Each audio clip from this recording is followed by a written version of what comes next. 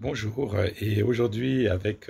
une aide incomparable de Tara qui fait partie des membres de ma famille et qui m'aide tous les jours. Alors aujourd'hui nous allons parler de la crise énergétique en Europe et en particulier donc nous allons parler de la crise qui se propage en Europe et de ce qui va se passer. Donc pour lundi prochain, les autorités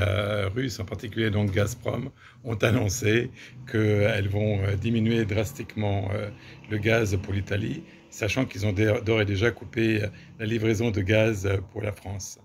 Donc Eni, qui est l'opérateur pétrolier principal italien, a annoncé un état d'urgence et donc a décidé de réouvrir des usines à charbon qui pourtant polluent beaucoup plus. L'Allemagne également, donc, qui est particulièrement touchée par les problèmes de livraison de gaz par la Russie, puisque sa production d'électricité dépend à 55% du gaz russe, a également annoncé la fin de la stratégie de l'interdiction du charbon et a également annoncé donc l'ouverture de nouvelles usines. Enfin, l'Autriche, particulièrement inquiète, à travers son opérateur électricien, Verbund, a également donc annoncé la transformation d'usines de gaz en usines à charbon et a rouvert également une ancienne usine à charbon qui était restée en attente mais qui ne fonctionnait plus.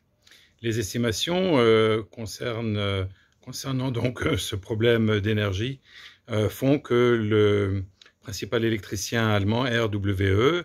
RVE en allemand, ont donc annoncé que la crise pourrait durer 3 à 5 ans et les estimations donc, de coûts pour l'Europe représentent 250 milliards d'euros.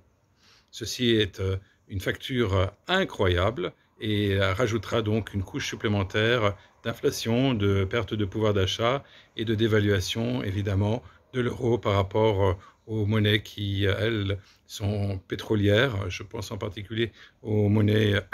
du monde arabe, du Golfe arabe, également bien sûr par rapport au rouble et également par rapport à la monnaie chinoise qui, elle, va profiter d'une énergie beaucoup moins chère, d'autant que Poutine a décidé donc d'envoyer bien plus de gaz et de pétrole vers l'Asie qui devient ce qu'on appelle maintenant la Chine étendue.